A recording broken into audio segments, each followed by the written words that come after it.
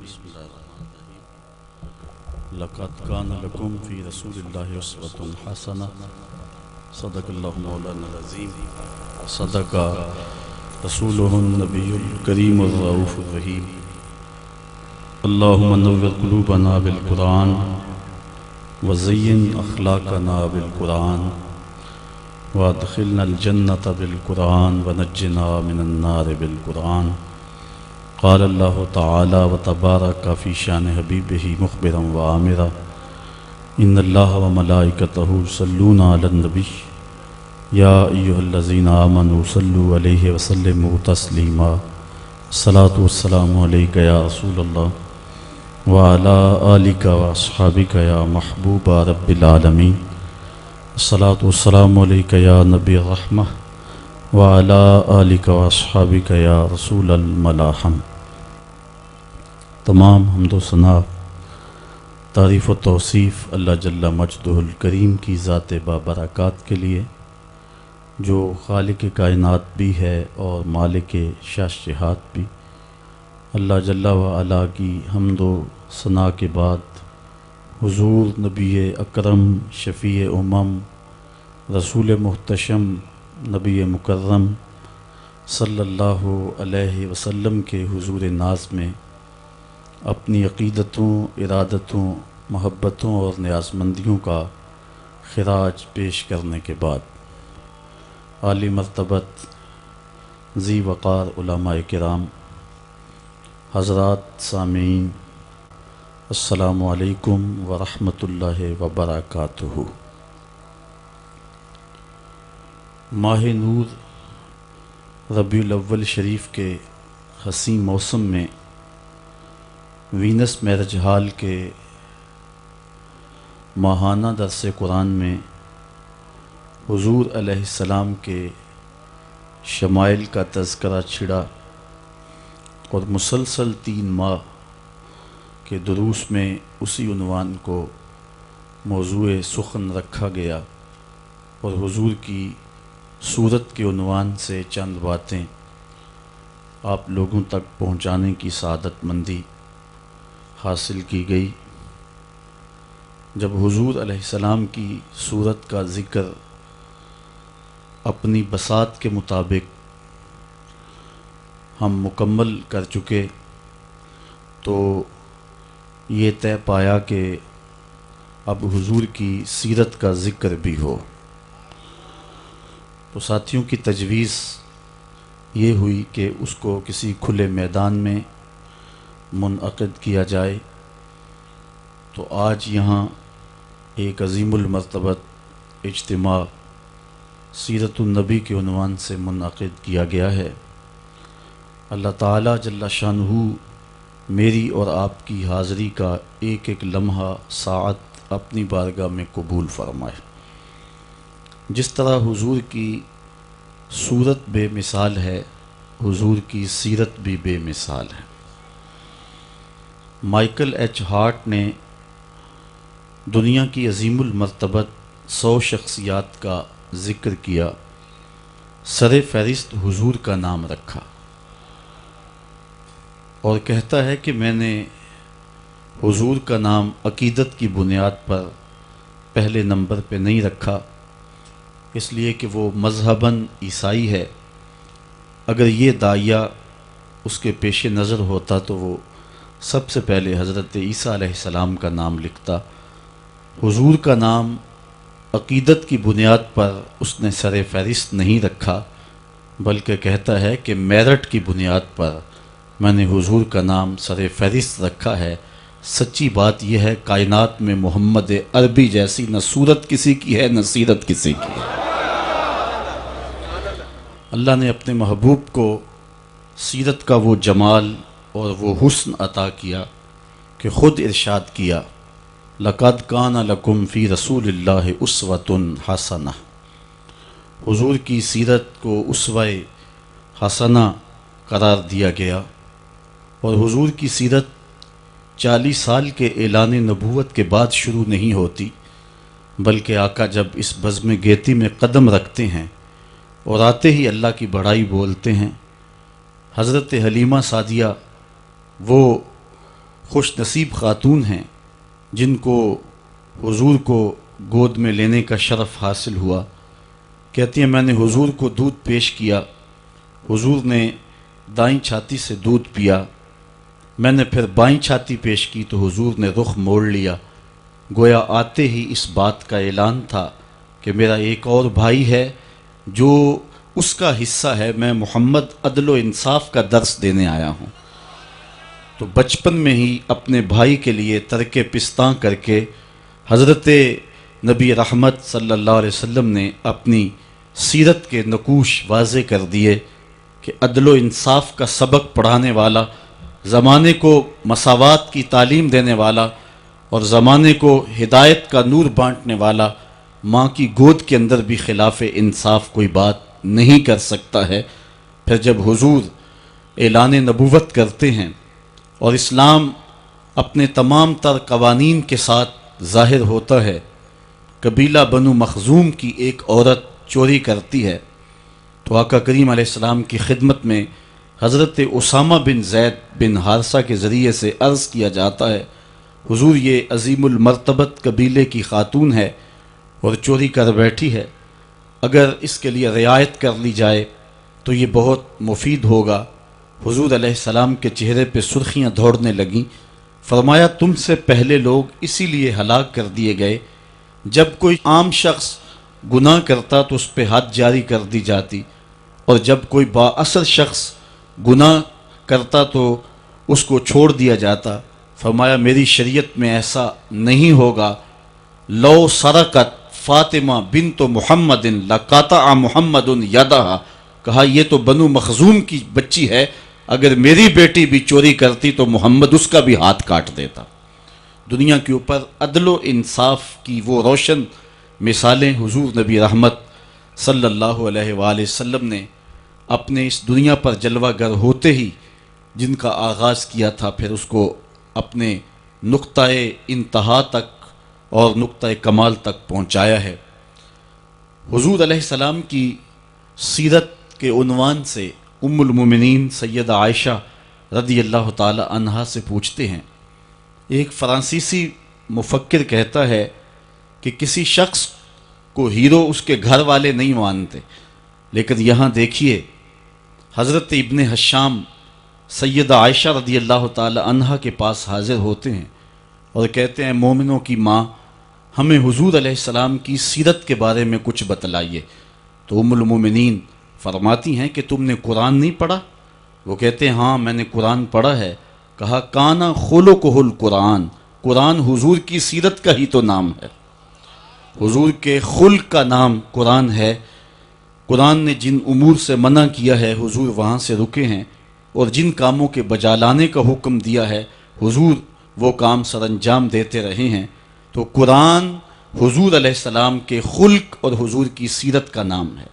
بلکہ ایک بزرگ نے بڑی خوبصورت بات کہی کہ اگر کسی کو حضور کے دیدار کا شوق ہو اور وہ حضور کا زمانہ نہیں پاتا، وہ قرآن پڑھ لے، حضور کے دیدار کرنے کے مترادف ہوگا۔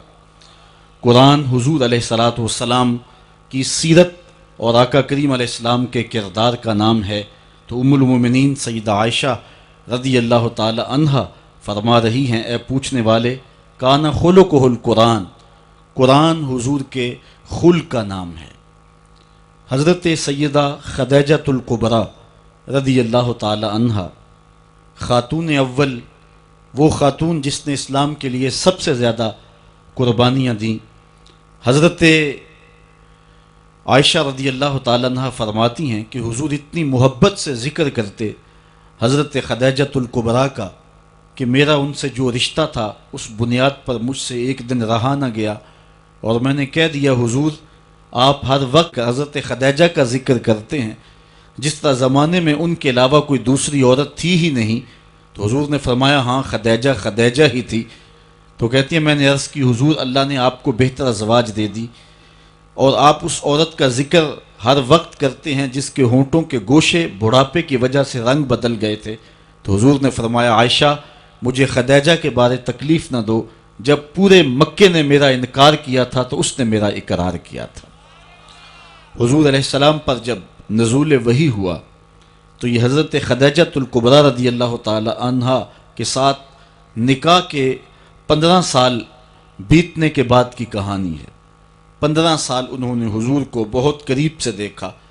آقا کریم پر نزول وحی جب ہوئی تو یہ وہ منظر تھا، اللہ قرآن میں فرماتا ہے اگر اس قرآن کو ہم پہاڑوں پہ نازل کر دیں تو وہ بھی ہیبت الہی سے ریزہ ریزہ ہو جائیں۔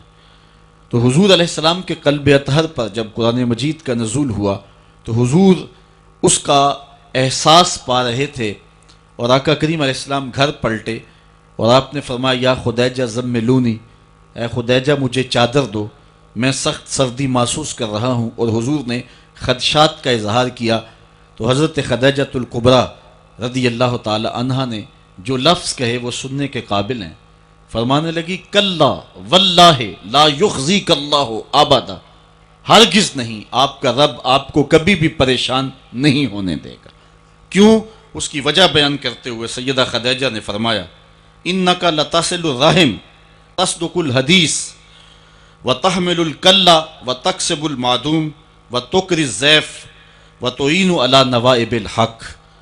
حضرت خدیجۃ الکبریٰ نے عرض کی کہ آپ کیسے پریشان ہو سکتے ہیں جب کہ آپ صلہ رحمی کرنے والے ہیں، دکھیوں کے کام آنے والے ہیں، بات میں صداقت یہ آپ کا ترہ ہے، اور جن کا کوئی مددگار نہیں ان دکھیوں کا سہارا آپ کا وجود ہے، بیواؤں کا آسرا ہیں اور لاچار لوگوں کی آپ مدد ہیں، آپ ان کے مشکل اوقات میں کام آنے والے ہیں۔ تو یہ حضرت خدیجۃ الکبریٰ رضی اللہ تعالی عنہا کی 15 سال کی رفاقت کا نتیجہ ہے جو انہوں نے حضور میں دیکھا، اور بیوی گواہی دے رہی ہے کہ آپ کبھی بھی پریشان نہیں ہو سکتے ہیں۔ کلا واللہ لا یخزیک اللہ ابدا، کبھی بھی آپ پریشان نہیں ہوں گے، اس لیے کہ آپ دکھیوں کے کام آتے ہیں، مصیبت زدوں کے، جن کا کوئی کمانے والا نہیں ہے، ان کا آسرا آپ کی ذات ستودہ صفات ہیں۔ یہ تو 25 سال سے لے کر کے 40 سال کی حضور کی عمر حضرت خدیجہ نے دیکھی اور یہ بات کہی۔ یہی بات حضور کے چچا جناب ابو طالب نے اس وقت کہی جب حضور کی عمر 9 سال تھی۔ ایسا ہوا، ابن عساکر نے اپنی تاریخ میں اس کو اپنی سند سے لکھا ہے کہ مکے میں بارش نہیں ہو رہی تھی اور لوگ قحط زدہ ہو گئے، تو حضرت نبی رحمت صلی اللہ علیہ وسلم کے چچا جناب ابو طالب کے پاس آ کر کہا آپ اولاد اسماعیل سے ہیں، آئیں اللہ کی بارگاہ میں دعا کریں تاکہ یہ خشک سالی ختم ہو اور بارش کی کہیں سے کوئی بوند برسے۔ فرمایا آؤ چلو صحن حرم میں چلتے ہیں، تم بھی اللہ کی بارگاہ میں دعا کرو، میں بھی اللہ کی بارگاہ میں دعا کرتا ہوں۔ حضور کی عمر 9 سال ہے، سارے مکے کے لوگ صحن حرم میں جمع ہیں۔ حضور کے چچا نے حضور کو کعبۃ اللہ کی دیوار کے ساتھ یوں کھڑا کیا کہ حضور کی پشت کعبہ کی دیوار کے ساتھ لگ رہی تھی، اور ایسے ہاتھ پھیلا کے کہا مالک اس گوری رنگت والے کے صدقے میں ڈال دے۔ راوی کہتا ہے بادل کی ایک ٹکڑی بھی آسمان پہ نہیں تھی، ادھر حضور کے چچا نے دعا مانگی، ادھر جھوم کے بادل آئے اور پورے مکے کے اوپر چھا گئے، اور لوگ گھروں میں پہنچے نہیں ہیں کہ می چھم چھم برسنے لگا اور لوگ گھروں میں بھیگ کر کے گئے۔ تو حضور کے چچا جو قادر الکلام شاعر بھی تھے، انہوں نے پھر کہا وَأَبْيَضُ يُسْتَسْقَى الْغَمَامُ بِوَجْهِهِ سِمَالُ الْيَتَامَى عِصْمَةٌ لِلْأَرَامِلِ، یہ میرا وہ گوری رنگت والا بھتیجا ہے جس کے چہرے کو دیکھ کے بادل امٹ کے آ جاتے ہیں، یتیموں کا سہارا ہے اور بیواؤں کا آسرا ہے۔ حضور کی عمر اس وقت 9 سال تھی اور حضور کے چچا حضور کو یتیموں کا سہارا کہہ رہے ہیں، تو گویا یتیم ہو کے یتیم پرور ہیں۔ اس حال میں بھی بیواؤں، دکھیوں اور لاچاروں کی مدد کرتے اور یتیموں کا آسرا حضور کی ذات ہیں۔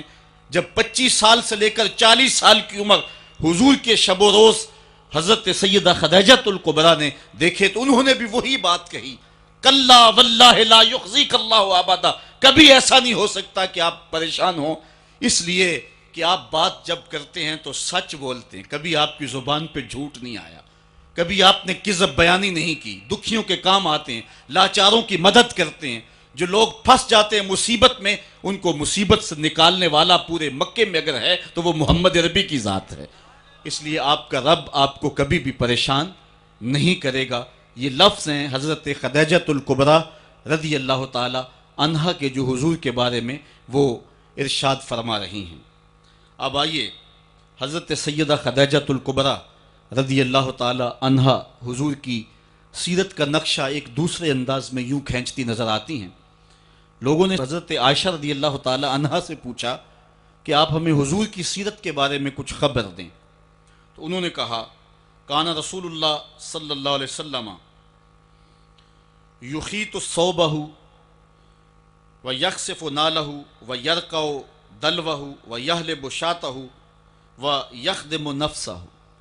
فرمانے لگیں کہ حضور علیہ السلام اپنی طبع میں ایسی سادگی رکھتے تھے کہ جب لباس میں کہیں پھٹن پیدا ہو جاتی تو حضور اپنے دستے کرم سے اپنے لباس کو خود ہی سی لیتے۔ جب حضور کے نالین میں کوئی پھٹن پیدا ہو جاتی تو حضور اپنے جوتے خود مرمت کر لیتے۔ اسی طرح فرمانے لگیں کہ آقا کریم علیہ السلام بکریوں کا دودھ خود دھو لیا کرتے تھے، اور پانی نکالنے والے ڈول کے اندر جب کوئی مسئلہ ہوتا تو اس کی مرمت خود کر لیا کرتے۔ اور آگے فرمایا وَيَخْدِمُ نَفْسَهُ، اور حضور کسی پہ بوجھ نہیں بنا کرتے تھے، جو حضور کے کام ہوتے حضور خود کر لیا کرتے، بلکہ ازواج مطہرات کے ساتھ حضور کام کاج میں مدد دیتے اور ان کے ساتھ معاونت فرماتے۔ بلکہ حضرت معاذ بن جبل رضی اللہ تعالیٰ عنہ فرماتے ہیں کہ ایک دن حضور گلی سے گزر رہے تھے اور میں ایک جانور کی کھال اتار رہا تھا، اور مجھے کھال اتارنے کا طریقہ نہیں تھا، مجبوراً مجھے کھال اتارنا پڑی۔ تو حضور گزرے تو مجھے دیکھا کہ معاذ بن جبل کو کھال اتارنا نہیں آ رہی، تو حضور رک گئے اور آقا کریم نے فرمایا معاذ ٹھہرو ذرا، میں تمہیں بتاتا ہوں کہ بکری کی کھال کیسے اتاری جاتی۔ اور آقا کریم آگے بڑھے اور حضور نے خود جو ہے وہ کھال اتاری، اور پھر مجھے فرمایا معاذ ایسے کھال اتارا کرتے ہیں۔ آج ہم اپنے بڑے پن کو اور اپنی عظمت کو اس انداز سے لوگوں کے سامنے رکھنا چاہتے ہیں کہ ہم جو ہے وہ ٹشو کا ایک ٹکڑا بھی نہیں پکڑ سکتے، اور وہ بھی پکڑانے کے لیے ہمارے پاس ایک خادم موجود ہوتا ہے۔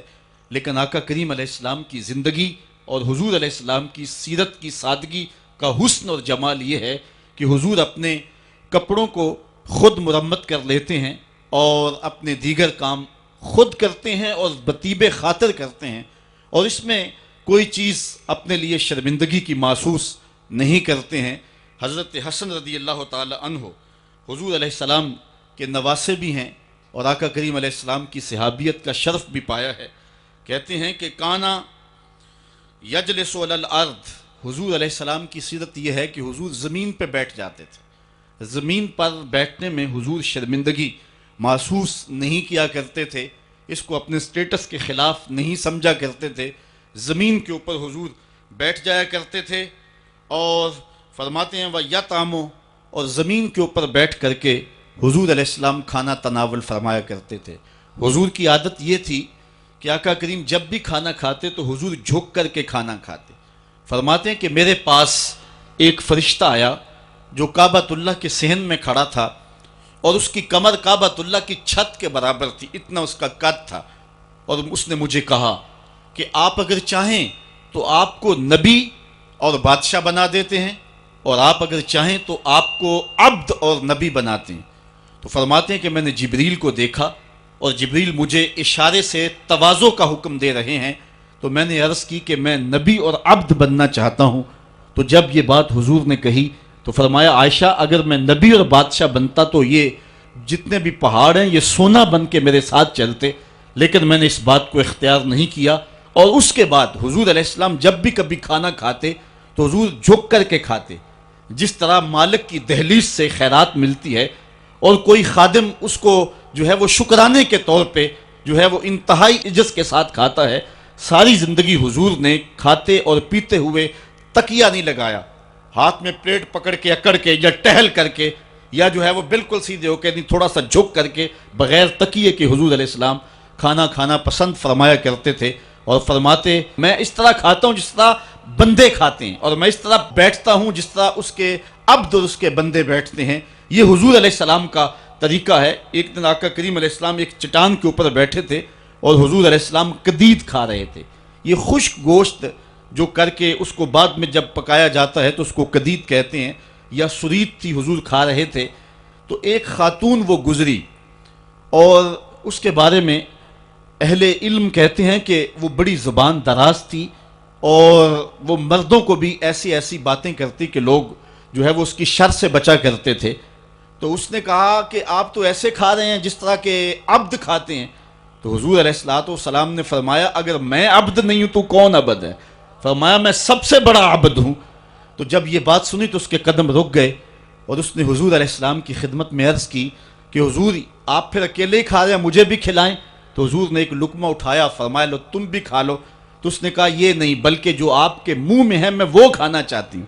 تو حضور علیہ الصلوۃ والسلام نے اپنے منہ کا نوالا نکال کر کے اس کے منہ میں ڈال دیا. تو کہتے ہیں کہ اس کے بعد کبھی بھی اس کی زبان پر کبھی فحش بات آئی نہیں تھی. حضور کے جوتے کی وہ برکت تھی اور اس کا وہ فیضان تھا کہ اس کے اندر ایسی روشنی ہو گئی. پہلے وہ سخت لعان تھی، گالیاں دینے والی تھی اور فحش گفتگو کرنے والی تھی، لیکن حضور علیہ الصلوۃ والسلام کے جوتے کی برکت سے اللہ تعالیٰ جل شانہ نے اس کی زبان کو حسن بھی دے دیا اور جمال بھی عطا فرما دیا. تو حضور علیہ الصلوۃ والسلام کی عادت تھی کہ آقا کریم زمین پہ بیٹھ کے کھاتے، جھک کے کھاتے. فرماتے میں ایسے کھاتا ہوں جس طرح عبد کھاتے ہیں. وَيَلْبَسُ الْغَلِيظ، اور آقا کریم علیہ السلام موٹے کپڑے پہنتے تھے. باریک ترین کپڑے پہننے سے حضور نے گریز کیا ہے اور یہ علامت تکبر ہے کہ باریک ترین لباس پہنا جائے. تو حضور موٹا لباس پہنتے تھے. وَيَرْكَبُ الْحِمَارَ، اور آقا کریم علیہ الصلوۃ والسلام دراز گوش کے اوپر سوار ہوتے تھے. ویسے اگر حضور سے نسبت نہ ہو تو گدھا کہیں گے، اب نسبت میرے رسول سے ہو گئی ہے تو اس کا نام ہی بدل گیا. بلکہ حضور علیہ السلام جس دراز گوش کے اوپر سوار ہوتے تھے اس کا نام یافور تھا، اور اہل محبت اس کو محبت سے حضرت یافور کہتے ہیں. اور وہ صرف دراز گوش ہی نہیں تھا، حضور کا پیغام رساں بھی تھا. کسی صحابی کو حضور نے بلانا ہوتا تو اس کو کہتے کہ فلاں کو بلا کے لا. وہ جاتا اور جا کے اس کے دروازے کے ساتھ سر مارتا. دستک کی آواز سن کے صحابی باہر نکلتا تو دیکھتا کیا کہ حضرت یافور کھڑے ہیں. وہ سمجھ جاتا مجھے حضور بلا رہے ہیں. جب حضور علیہ السلام کا وصال ہو گیا تو وہ پاگلوں کی طرح مدینے کی گلیوں میں بھاگتا تھا، حتیٰ کہ قبیلہ بنو سلیم کے کنویں میں چھلانگ لگا کے اپنا خاتمہ کر لیتا ہے. جب حضور اس دنیا سے کوچ کر گئے ہیں تو ہم نے جی کے کیا لینا ہے. تو وہ دراز گوش آقا کریم اس کے اوپر سواری کر لیتے تھے. بلکہ خیبر کے دن یہ یہودیوں کے ساتھ مقابلے کا دن تھا، لیکن اس اہم دن حضور علیہ الصلوۃ والسلام جس دراز گوش کے اوپر سوار تھے اس کی جو نکیل تھی وہ کھجور کی رسی کی تھی اور کھجور کی چٹائی اس کے اوپر ڈالی ہوئی تھی. تو آقا کریم علیہ السلام اس بات میں کوئی باک اور کوئی شرمندگی محسوس نہیں کیا کرتے تھے. میں ایک دن ایک راستے میں کھڑا تھا کہ کوئی شخص مجھے دیکھ کر کے رکا، اپنی گاڑی پہ بٹھا لیا اور اس نے 5-6 مرتبہ مجھے کہا جی وہ بس آج میں بڑی گاڑی نہیں لا سکا، بس جلدی میں یہ چھوٹی گاڑی لے کر کے آیا ہوں. اسے بار بار شرمندگی ہو رہی تھی کہ یہ میری گاڑی چھوٹی ہے. لیکن ذرا دیکھیے جب انسان کے اندر فطرتاً چھوٹا پن نہ ہو اور وہ احساس کمتری کا شکار نہ ہو تو اس کے اندر یہ چیزیں نہیں ہوا کرتی تھی. حضور علیہ السلام دراز گوش کے اوپر سوار بھی ہوتے تھے اور کسی کو اپنا ردیف بھی بنا لیتے، اور لازمی نہیں کہ کسی کو ردیف بنانے کے لیے حضور کسی عالی نسب شخص کا انتخاب کرتے، بلکہ غلاموں کو، لاچاروں کو اور انتہائی مسکین لوگوں کو حضور علیہ السلام اپنا ردیف بنایا کرتے تھے. بلکہ فتح مکہ کے دن، یہ اسلام کی عظمت کا اعلان کرنے کا دن ہے، اس دن حضور علیہ السلام کا ردیف کون تھا جو اتنا زیادہ عمر نہیں رکھتا تھا اور حضور کے پیچھے بیٹھے خوشی سے جھومنا چاہتا تھا، اور آقا کریم علیہ السلام کا سر انور یوں جھکا ہوا تھا کہ حضور علیہ السلام کے امامے کا کور جو ہے وہ اونٹنی کی کوہان کے ساتھ لگی ہوئی لکڑی کے ساتھ لگ رہا تھا، اور اس انداز سے حضور مکے میں داخل ہو رہے تھے. اور حضور کا اس دن ردیف، حضور کے ساتھ اس اہم دن سوار کون تھا تو تاریخ کے اندر جواب ملے گا، وہ اسامہ بن زید تھا. حضور کا منہ بولا بیٹا حضرت زید بن حارثہ کا فرزند، جو حضرت ام ایمن کا بیٹا بھی ہے اور حضرت زید بن حارثہ کا بیٹا بھی ہے. رنگ سانولا ہے، ناک چپٹی ہے، حبشی نیاد ہے، لیکن آقا کریم علیہ السلام اس دن اس غلام زادے کو اپنی پشت پہ بٹھائے ہوئے ہیں. بلکہ تاریخ کے یہ اوراق بھی ہمارے سامنے ہیں. حضرت حسن رضی اللہ تعالی عنہ حضور کے ایک زانو پہ کھیلتے تھے تو دوسرے زانو پہ حضرت اسامہ بن زید کھیلتے تھے. بلکہ حضور علیہ السلام ایک کندھے پہ حضرت امام حسن کو اٹھاتے ہیں تو دوسرے کندھے پہ حضرت اسامہ کو اٹھاتے ہیں۔ حضرت سیدہ عائشہ رضی اللہ تعالیٰ عنہ فرماتی ہیں ایک دن حضرت اسامہ رضی اللہ تعالیٰ عنہ کی ناک بہہ رہی تھی، میں نے دیکھا کہ حضور علیہ السلام آگے بڑھے کہ میں اسامہ کی ناک صاف کر دوں، غلام زادے کی ناک صاف کر دوں، تو میں نے عرض کی حضور آپ رہنے دیں میں صاف کر دیتی ہوں۔ تو حضور نے فرمایا اے عائشہ اسامہ سے میں بھی پیار کرتا ہوں، اسامہ سے تو بھی پیار کیا کر۔ غلام زادوں کے ساتھ محبتوں کا یہ عالم اور اس انداز کے ساتھ پیار کا یہ روپ یہ حضور علیہ السلام نے ہی سکھایا ہے اور یہ حضور کی زندگی کا ہی روپ ہے۔ حضرت حسن فرماتے ہیں وَيَرْكَبُ الْحِمَارُ وَيَرْدِفُ خَلْفَهُ وَيَلَاقُ يَدَهُ، اپنے پیچھے حضور کسی شخص کو بھی سوار کیا کرتے تھے اور پھر حضور کھانے کے بعد اپنی انگلیاں بھی چاٹ لیا کرتے تھے اور اس میں کچھ شرم محسوس نہیں فرمایا کرتے تھے۔ یہ حضور کی سیرت کے پہلو ہیں جو بڑے نمایاں ہو کے ہمارے سامنے آتے ہیں۔ حضور نبی رحمت صلی اللہ علیہ وسلم کی سیرت کا رنگ بیان کرتے ہوئے حضرت انس رضی اللہ تعالیٰ عنہ بیان فرماتے ہیں کان رسول اللہ صلی اللہ علیہ وسلم احسن الناس و اجود الناس و اشجع الناس، کہتے ہیں حضور کائنات میں صورت اور سیرت کے اعتبار سے سب سے حسین تھے، حضور علیہ السلام سب سے زیادہ سخی تھے اور حضور علیہ السلام سب سے زیادہ بہادر تھے۔ حضور علیہ السلام کی سیرت کے حسن کو نبی رحمت کے خادم خاص انس بن مالک رضی اللہ تعالیٰ عنہ بیان فرماتے ہیں، اور یہ بات ذہن میں رکھیں، یہ وہ صحابی ہیں جن کو 10 سال حضور کی خدمت کی سعادت نصیب ہوئی۔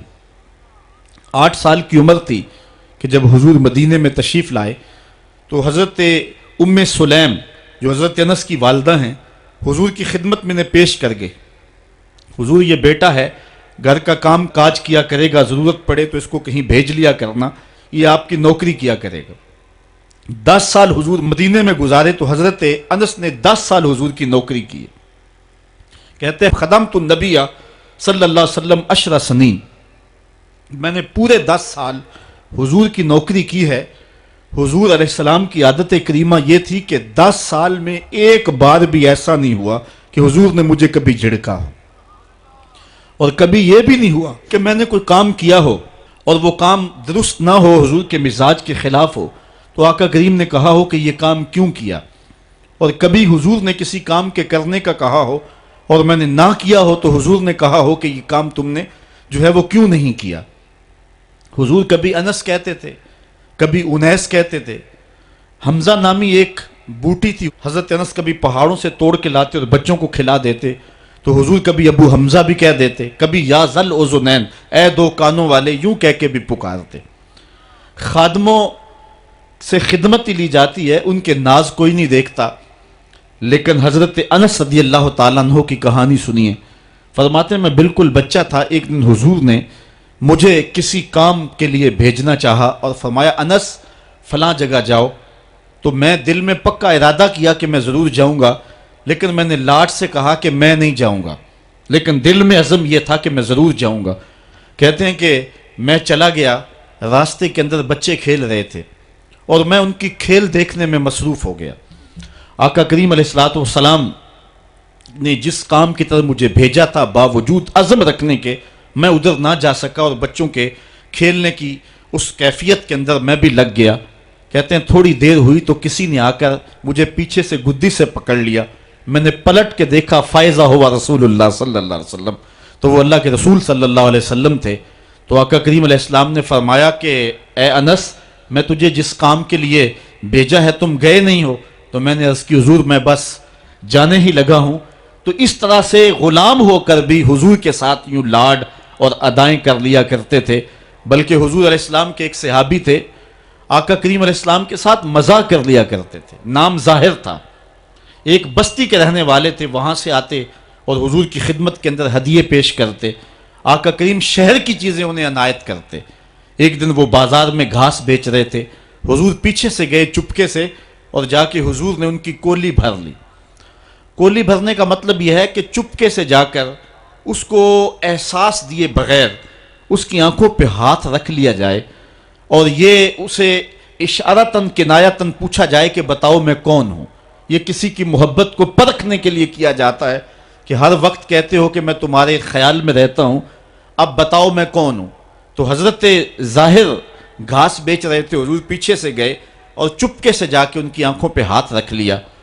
اب حضور کے ہاتھ آنکھوں پہ آئے ہوں اور پتہ نہ چلے کس کے ہاتھ آئے ہیں، اللہ اکبر، لیکن حضرت ظاہر نہیں بولتے۔ میں کہتا ہوں انہوں نے کبھی بھی نہیں بولنا تھا۔ میاں صاحب نے کیا خوب کہا کہ سفنے دے وچ ماہی ملیا تے گل وچ پا لیاں باواں تے ڈر دی ماری اکھ نہ کھولا متا پھر وچھڑ نہ جاواں۔ بلکہ جب انہیں یقین ہو گیا کہ میرے حضور ہیں تو انہوں نے اپنی پشت پیچھے کر کے حضور کے سینے سے جوڑ کے رگڑنا شروع کر دی۔ پھر حضور نے خود فرمایا کہ اس غلام کو کون خریدے گا؟ اس نے عرض کی حضور مجھے کس نے خریدنا، میں تو بہت سستا ہوں۔ فرمایا تو اللہ کے نزدیک بہت مہنگا ہے۔ اس طرح ایک اور صحابی کے بارے میں آتا ہے کہ وہ حضور سے مزاح کر لیا کرتا تھا، آقا کریم علیہ السلام کے لیے مختلف تحائف لا کے پیش کرتا۔ وہ گھی یا کوئی تیل یا بازار سے منڈی سے کوئی نیا پھل آتا تو خرید کے حضور کی خدمت میں پیش کر دیتا۔ آقا کریم اس تحفے کو قبول فرما لیتے، خود بھی کھاتے، صحابہ کو کھلاتے، اس کو دعا دیتے۔ 2-4 دن کے بعد جس سے سودا لیا ہوتا، ادھار لیا ہوتا، وہ پیسے مانگتا، بازو سے پکڑ کے حضور کی خدمت میں لے آتا۔ حضور یہ پرسوں ترسوں آپ نے وہ چیز نہیں کھائی تھی، وہ پھل نہیں استعمال فرمایا تھا، یہ اس کی قیمت مانگ رہا ہے۔ حضور فرماتے تو نے مجھے تحفہ نہیں دیا؟ عرض کرتا غریب آدمی ہوں، تحفہ کیسے دے سکتا ہوں، میں نے سوچا سب سے پہلے حضور ہی کھائیں گے۔ تو حضور قیمت بھی ادا کر دیتے اور خوش بھی ہوتے اور دعائیں بھی دیتے۔ تو یہ حضور کا انداز کرم ہے۔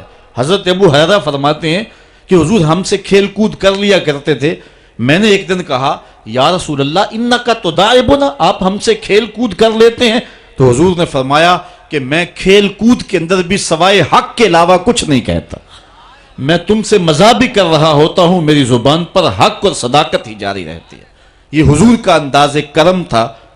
علماء نے اس بات کو لکھا ہے، اگر حضور کی طبع کے اندر یہ شگفتگی نہ ہوتی، حضور کی طبیعت کے اندر، مزاج کے اندر یہ شگفتگی نہ ہوتی، حضور تبسم کرنے والے نہ ہوتے، کوئی بندہ حضور علیہ السلام کو دیکھنے کی تاب ہی نہ رکھتا اور حضور سے اخذ فیض ہی نہ ہو سکتا۔ آقا کریم علیہ السلام کے سامنے کوئی ٹھہر ہی نہ سکتا، جو تھا نبوی جلال اس کی کوئی تاب نہ لا سکتا۔ اس لیے حضور علیہ السلام جب تنہا ہوتے تو حضور کے اوپر رکت طاری ہوتی، اور جب صحابہ کے سامنے ہوتے تو حضرت عائشہ فرماتی ہیں میں نے حضور سے زیادہ مسکرانے والا شخص زمانے میں دیکھا ہی نہیں۔ کثرت کے ساتھ حضور علیہ السلام مسکرایا کرتے تھے۔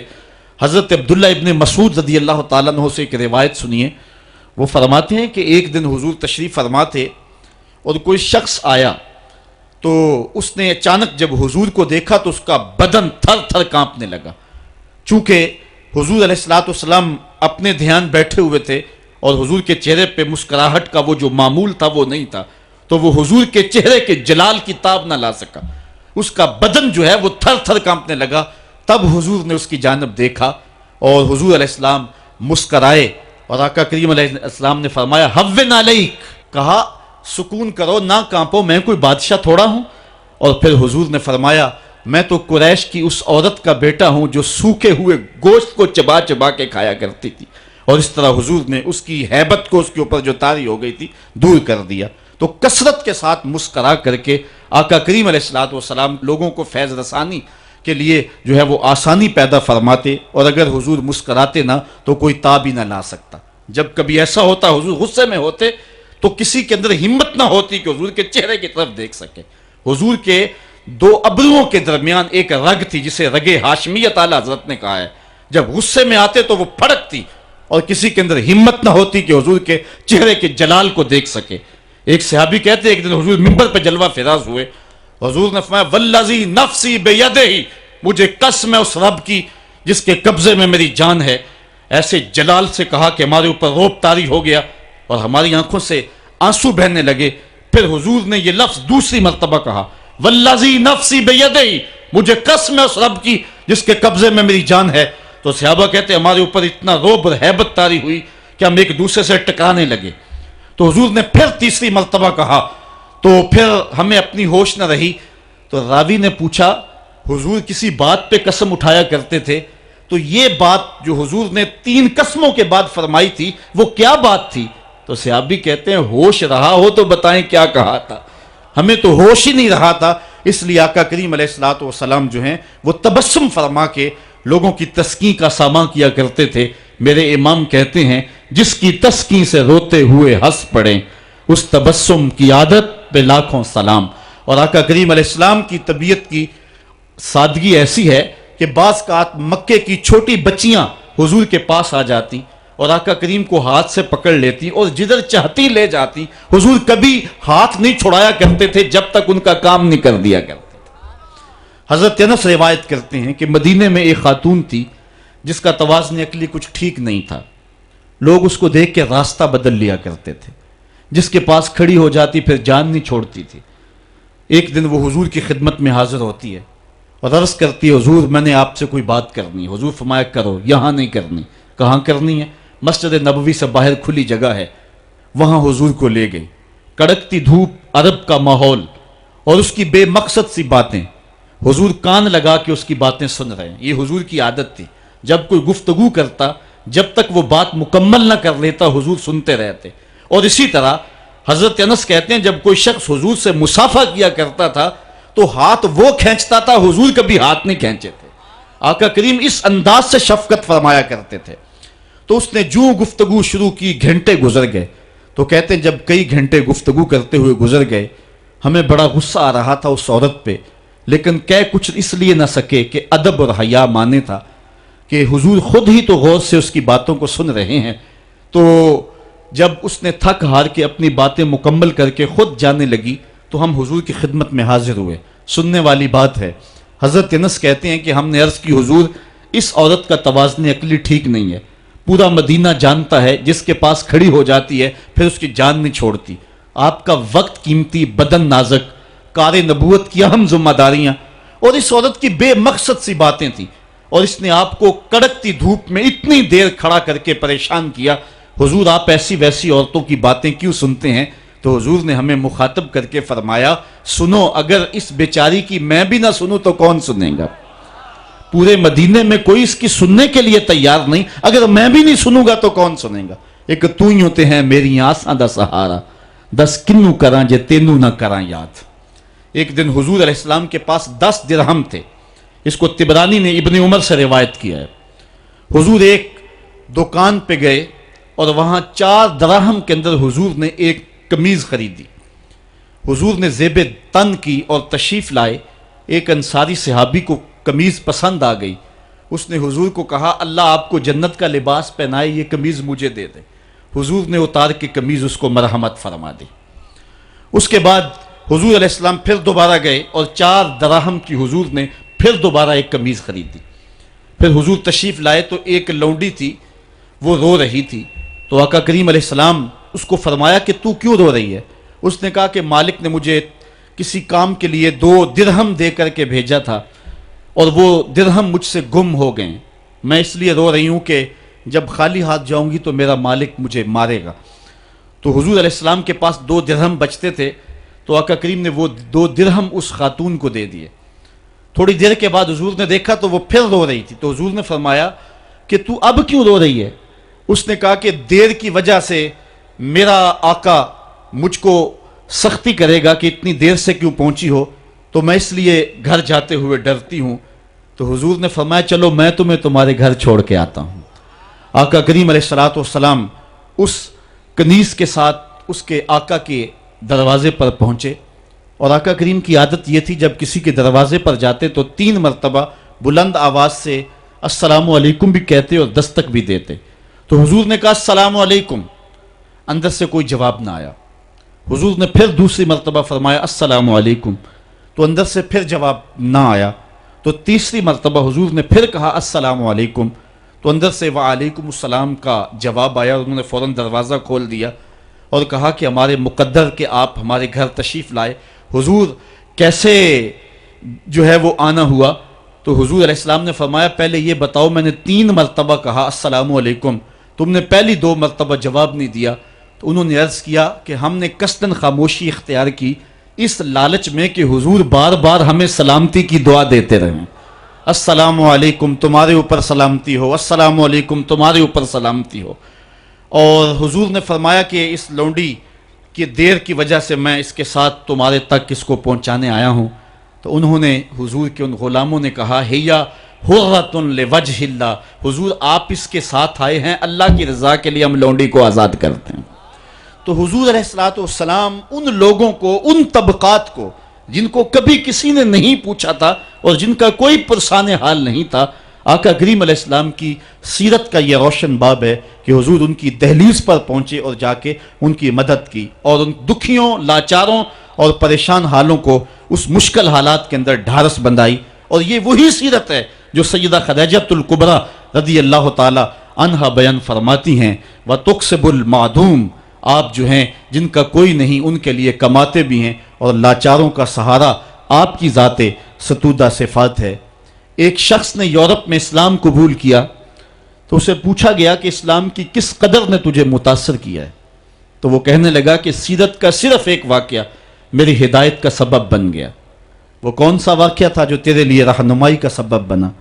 उसने कहा, हुजूर की मजलिस लगी है, लोगों का हुजूम है, एक आदमी उठ के खड़ा होता है, हुजूर मेरा बेटा 2-3 दिन से गुम है, मिल नहीं रहा, आप दुआ कर दें वो मुझे मिल जाए। कबल इससे कि हुजूर दुआ के लिए हाथ उठाते और उसका बेटा मिल जाता और दुआ बाबे इजाबत तक पहुंचती।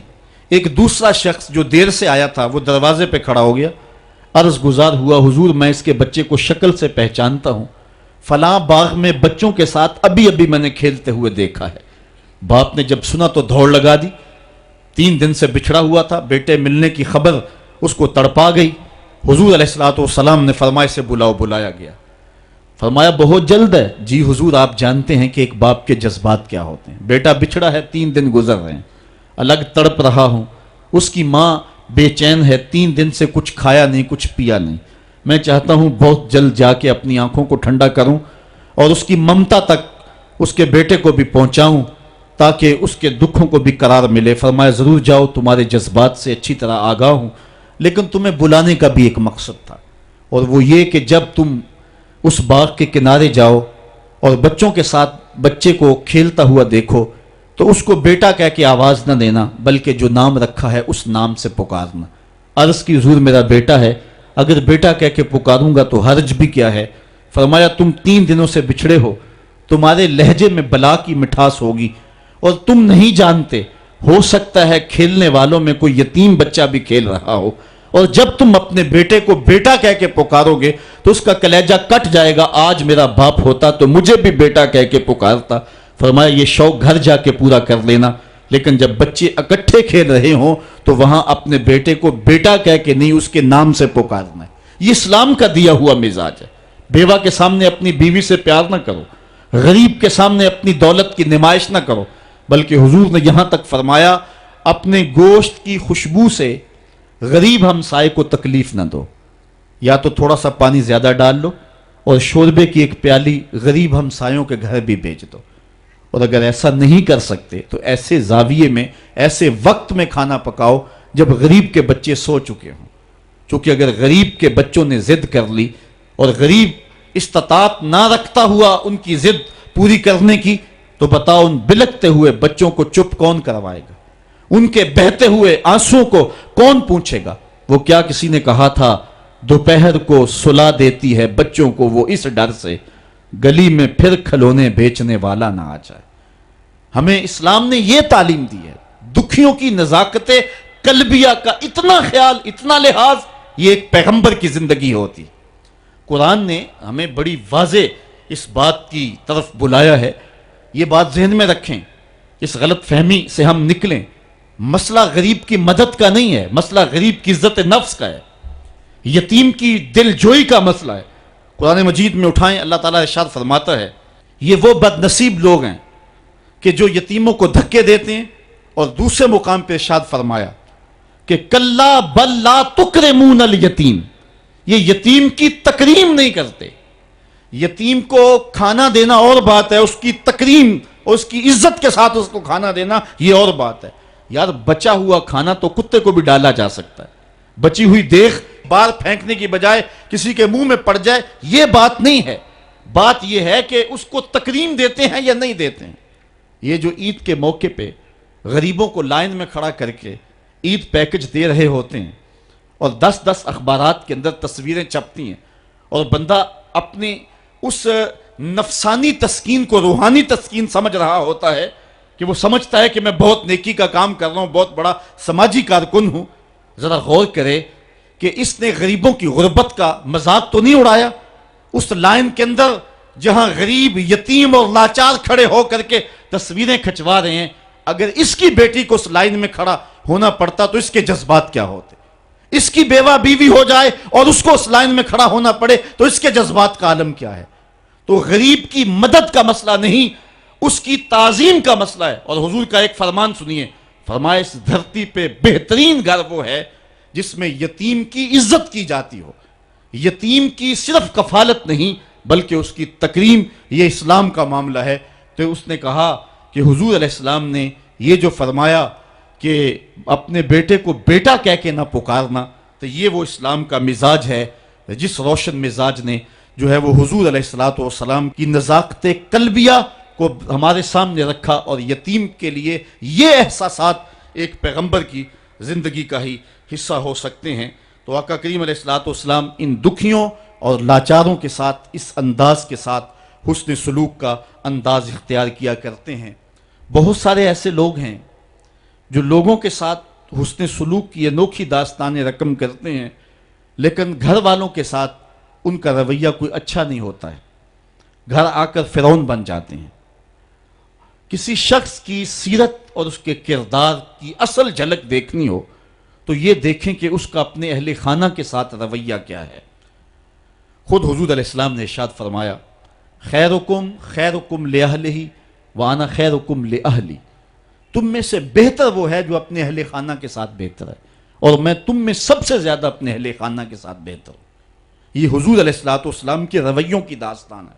ام المومنین سیدہ عائشہ رضی اللہ تعالی عنہا سے پوچھئے، فرماتی ہیں ایک دن میں پانی پی رہی تھی کہ حضور گھر میں تشریف لے آئے، مجھے دور سے دیکھ کر کے کہا، عائشہ ذرا تھوڑا سا پانی میرے لیے بھی چھوڑنا۔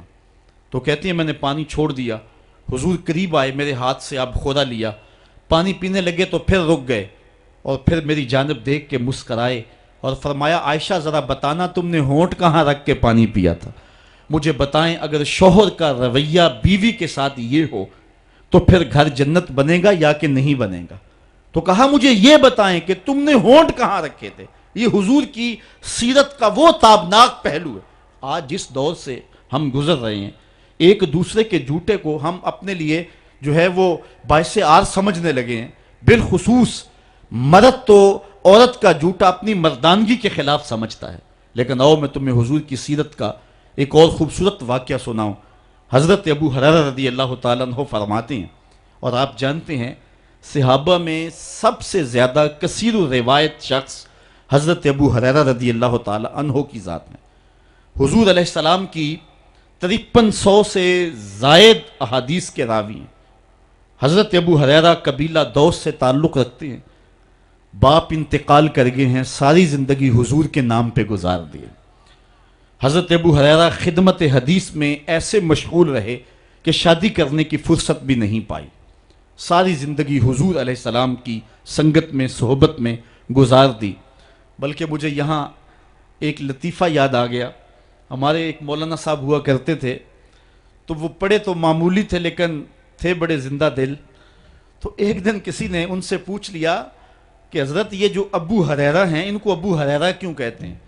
تو ہریرہ تو ہرہ کی تصغیر ہے اور ہرہ بلی کو کہتے ہیں، لیکن چونکہ ان کے علم میں نہیں تھا تو انہوں نے ایک دو لمحے غور کیا، پھر 2-3 مرتبہ اس لفظ کو دہرایا ابو ہریرہ، اور پھر سوچ کے کہنے لگے سمجھ آ گئی ابو ہریرہ کو ابو ہریرہ کیوں کہتے ہیں۔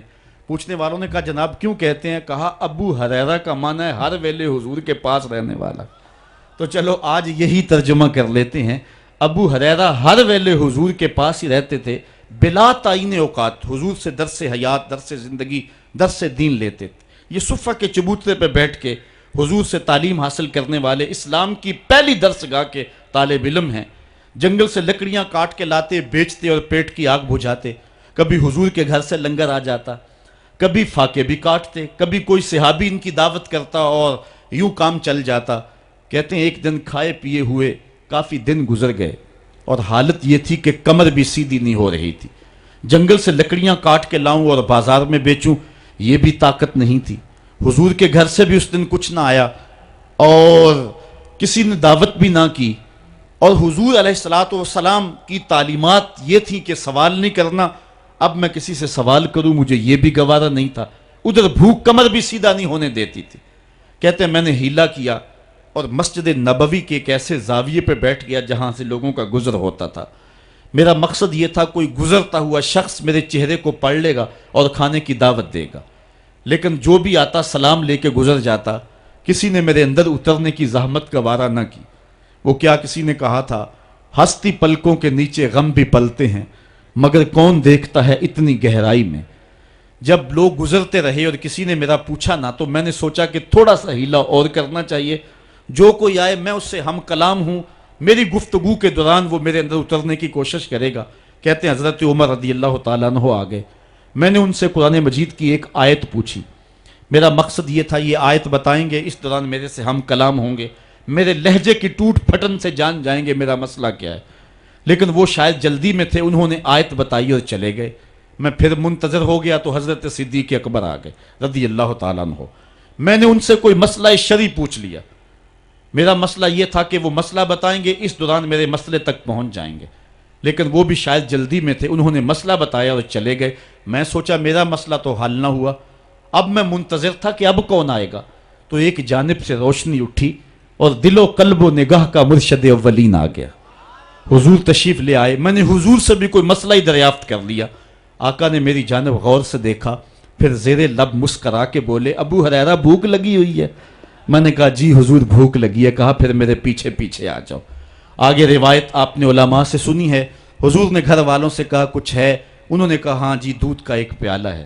فرمایا ابو ہریرہ؟ میں نے کہا جی حضور۔ کہا صفہ کے چبوترے پہ جو بیٹھے ان کو بھی بلا لاؤ۔ صرف ابو ہریرہ ہی ہر ویلے پاس نہیں رہتا، اور بھی ہر ویلے پاس رہتے ہیں، ان کا بھی خیال ہے حضور کو۔ تو کہتے ہیں دودھ کا ایک پیالہ، اور میں گیا تو 70 لوگ تھے، حضور کا حکم تھا بلا لایا۔ حضور نے میرے ہاتھ میں دودھ کا پیالہ دیا اور کہا دائیں سے شروع ہو جاؤ۔ میں نے ایک شخص کو دودھ دیا اور دودھ پہ نظر رکھی، اس نے جی بھر کے پیا، لیکن دودھ ختم نہ ہوا۔ دل کو تسلی ہو گئی، دوسرے کو، تیسرے کو، 70 آدمی دودھ پی گئے۔ دودھ کا پیالہ بھرے کا بھرا، لگتا یہ تھا اللہ نے دودھ کے پیالے کا تعلق کوثر کی نہر سے جوڑ دیا۔ جب 70 آدمی پی گئے، اعلیٰ حضرت کا اسلوب بھی دیکھیے۔ بریلی سے آواز آ رہی ہے، کیوں جناب ابو ہریرہ کیسا تھا وہ جام شیر جس سے 70 صاحبوں کا دودھ سے منہ پھر گیا؟ کہا ابو ہریرہ کون باقی؟ عرض کی حضور ایک میں باقی، ایک آپ باقی۔ فرمایا کہ ابو ہریرہ تم پیو۔ کہتے ہیں میں نے پیا، سیراب ہو کے پیا۔ حضور نے فرمایا اور پیو، میں نے اور پیا۔ پھر فرمایا اور پیو، میں نے اور پیا، رج گیا۔ تو حضور نے فرمایا ابو ہریرہ اور پیو۔ میں نے کہا مجھے قسم اس رب کی جس نے آپ کو حق کے ساتھ مبعوث کیا ہے، میرے میں ایک قطرے کی گنجائش بھی نہیں ہے۔ تو حضور نے میرے ہاتھ سے پیالہ لیا اور خود نوش جاں کر لیا۔ تو اس حدیث کا ایک پہلو تو یہ ہے کہ دودھ کا ایک پیالہ 72 آدمیوں کو کافی ہو گیا، لیکن دوسرا پہلو کبھی نہ بھولیے کہ 2 جہاں کا سردار ہے، 71 آدمیوں کا جوٹا پی رہا ہے۔ یہ حضور کی سیرت کا پہلو ہے۔ تو کہا عائشہ بتاؤ کہ تم نے ہونٹ کہاں رکھے تھے؟ تو حضور کا یہ رویہ، حضور کا یہ انداز کرم یقیناً حضور علیہ الصلوۃ والسلام کی سیرت کو اس انداز سے ہمارے سامنے رکھتا ہے کہ جیسی صورت اور سیرت میرے محبوب کی ہے، زمانے میں کوئی ایسا شخص نہیں ہے جس نے ایسی سیرت پائی ہو۔ حضرت عبداللہ بن ابی اوفا رضی اللہ تعالی عنہ حضور علیہ الصلوۃ والسلام کی سیرت کے عنوان کو اس انداز میں بیان کرتے ہیں، کان رسول اللہ صلی اللہ علیہ وسلم یکثر الذکر، حضور کثرت کے ساتھ اللہ کا ذکر کرنے والے تھے، زبان اللہ کے ذکر سے تر رہتی تھی، وَيُقِلُّ اللَّغْوَ، اور حضور کی زبان پر کبھی بھی لغو بات نہیں آئی تھی، وَيُطِيلُ الصَّلَاةَ، اور حضور کی نماز لمبی ہوا کرتی تھی، وَيُقَصِّرُ الْخُطْبَةَ، اور خطبہ حضور مختصر فرمایا کرتے تھے، وَلَا يَانِفُ أَن يَمْشِيَ مَعَ الْأَرْمَلَةِ وَالْمِسْكِينِ فَيَقْضِي لَهُ الْحَاجَةَ، اور حضور علیہ السلام اس بات میں کوئی شرمندگی محسوس نہیں کیا کرتے تھے کسی مسکین، کسی لاچار، کسی بیوہ، کسی یتیم اور کسی مسکین کے ساتھ چلیں اور اس کے کام آئیں اور مصیبت میں اس کا دکھ بانٹ دیں اور اس کی حاجت کو حضور پورا فرما دیں۔ یہ حضور علیہ السلام کی سیرت کے وہ روشن پہلو ہیں کہ آقا کریم علیہ السلام کی سیرت زمانے کے سامنے ایسا نور بانٹتی ہے، ایسے اجالے پھیلاتی ہے۔ ایک شخص نے حضور علیہ السلام سے وعدہ کیا کہ آپ یہاں رکیں اور میں ابھی آتا ہوں، تو آقا کریم علیہ السلام اس کے انتظار میں وہاں رکے۔ 3 دن گزر گئے اور وہ نہ آیا، چونکہ حضور وعدہ کر چکے تھے کہ میں تیرے آنے تک یہاں رہوں گا۔ تیسرے دن اس کو جا کے یاد آیا تو وہ واپس پلٹا، تو آقا کریم نے جواب میں صرف اتنی بات کہی، آپ نے فرمایا یا فتح قد شککت علیہ، اے نوجوان تو نے تو مجھ کو مشقت میں ڈال دیا۔ حضرت عمر رضی اللہ تعالیٰ عنہ روایت کرتے ہیں کہ زید بن سعنہ نامی ایک یہودی تھا جس کو حضور نے قرض دینا تھا۔ آقا کریم علیہ السلام 2 جہاں کے مالک ہیں، لیکن حضور کا فقر اختیاری تھا۔ آقا کریم علیہ السلام کے گھر میں بسا اوقات کتنے دن چولہا نہیں جلا کرتا تھا۔ حضور ادھار لے کر کے لوگوں کی مصیبتوں کو بھی دور کرتے اور گھر کا چولہا بھی بعض اوقات ادھار لے کے گرم کرنا پڑتا۔ اعلیٰ حضرت فرماتے ہیں مال کے کونین ہیں گو پاس کچھ رکھتے نہیں، 2 جہاں کی نعمتیں ہیں ان کے خالی ہاتھ میں۔ تو کہتے ہیں کہ ایک دن حضور علیہ السلام کی خدمت میں ایک شخص حاضر ہوا جس کا نام زید بن سعنہ ہے اور یہودی ہے، اور اس نے حضور علیہ السلام سے قرض کا تقاضا کیا، لیکن تقاضا اتنے سخت انداز سے کیا کہ اس نے حضور علیہ السلام کی قمیص کو پکڑ کے کھینچا بھی۔ تو حضرت عمر رضی اللہ تعالیٰ عنہ نے جب دیکھا تو بڑے گھور کے اس کی جانب دیکھا اور اس کو پیچھے ہٹاتے ہوئے کہا کہ تجھے شرم نہیں آ رہی کہ اللہ کے رسول کے ساتھ کیسے سلوک کر رہا ہے اور میں تیرے سامنے موجود ہوں؟ تو حضرت نبی رحمت صلی اللہ علیہ وسلم نے حضرت عمر کو کہا عمر مجھے تجھ سے اس بات کی توقع نہیں تھی۔ ذرا غور کیجئے حضور علیہ السلام کی اس سیرت کے انداز کو۔ ایک شخص آ رہا ہے اور حضور سے سختی کر رہا ہے، ابھی حضور کو قرض لٹانے کی جو تاریخ ہے اس میں بھی 4 دن باقی رہتے ہیں اور وہ ناجائز سختی کر رہا ہے۔ حضرت عمر رضی اللہ تعالیٰ عنہ نے جب اس کو گھورا اور سختی کی تو حضور علیہ السلام نے فرمایا عمر مجھے تیرے سے اس بات کی توقع نہیں تھی، تمہارا کام تو یہ تھا کہ مجھے حسن ادا کی تلقین کرتے کہ اچھے انداز سے قرض واپس کرو، اور اس کو جو ہے وہ نرمی کی تلقین کرتے، اور پھر آقا کریم علیہ السلام نے فرمایا اس کا قرض ادا کر دو، اور اے عمر جو تم نے اس کو گھورا ہے اس کے بدلے میں 20 وسق زیادہ کھجوریں بھی تم اس کو دو گے۔ تو زید بن سعنہ نے جب حضور علیہ السلام کی اس سیرت اور اس کردار کو دیکھا اور حضرت عمر رضی اللہ تعالیٰ عنہ 20 وسق اس کو کھجوریں دے رہے تھے، تو اس نے حضرت عمر کو بتایا کہ میں یہودی ہوں اور میں نے تورات کے اندر نبی آخر الزمان کی شان اور عظمتوں کے بیان کو پڑھا ہے، یہ بات ابھی رہ گئی تھی، باقی ساری نشانیاں میں نے حضور میں دیکھ لی تھی، اب یہ نشانی رہ گئی تھی، آج میں نے یہ بھی دیکھ لی، اور پھر وہ حضور کی خدمت میں حاضر ہو کر اسلام کے دائرے میں داخل ہو کر حضور کا عبدی غلام بن جاتا ہے۔ یہ انداز حضور علیہ السلام کی سیرت کا زمانے کو حضور علیہ السلام کے قریب کرتا ہے۔ میرا رب خود کہتا ہے لو کنت فظا غلیظ القلب لانفضوا من حولک، اے محبوب اگر تو ترش مزاج اور تنگ دل ہوتا تو اتنے لوگ تیرے گرد کبھی بھی جمع نہ ہو پاتے۔ کچھ ان کے خلق نے کچھ ان کے کردار نے کر لی، مسخر ساری دنیا شہ ابرار نے کر لی۔ حضور علیہ السلام کے پیار نے زمانے کو اس قدر قریب کر دیا کہ وہ حضور علیہ السلام پہ جانے قربان کرنے کے لیے ہمہ وقت مستعد اور فعال رہتے تھے۔ جتنا پیار انہوں نے حضور سے کیا ہے کائنات میں اس کی دوسری کوئی مثال نہیں ملتی ہے۔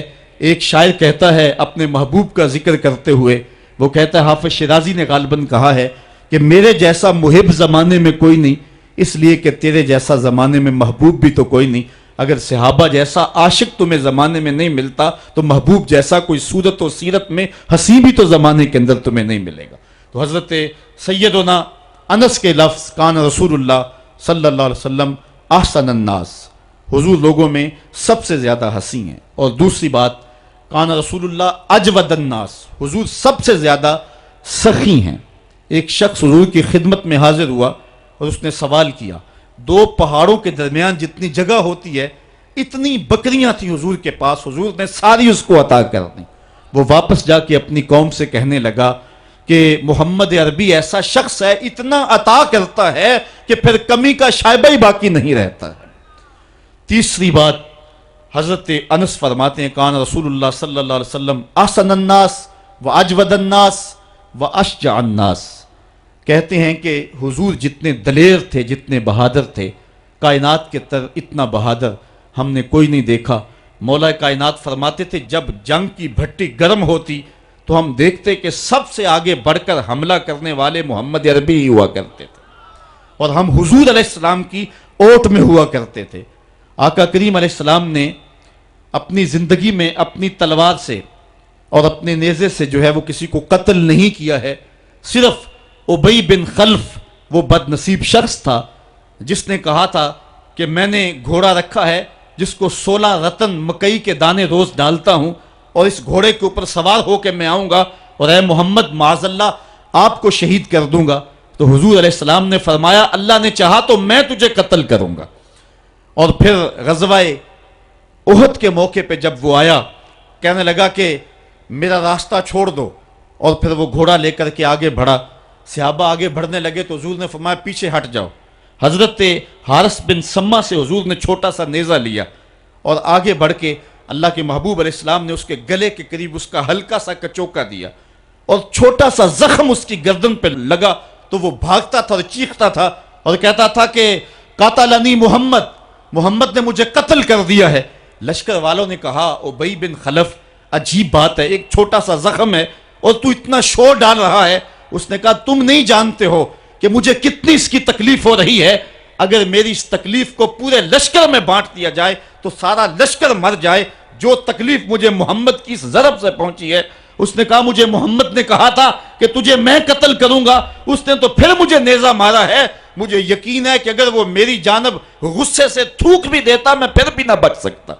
تو یہ حضور علیہ السلام کی جو ہے وہ دلیری اور بہادری کے قصے ہیں کہ آقا کریم علیہ السلام کی ضرب کو کون برداشت کرے، ایک معمولی خراش برداشت نہ کر سکا اور نارے جہنم میں جہنم کا وہ کتا جا پہنچا۔ تو آقا کریم علیہ السلام کی سیرت کے اس عنوان کو حضرت انس نے کتنے خوبصورت انداز میں بیان کیا۔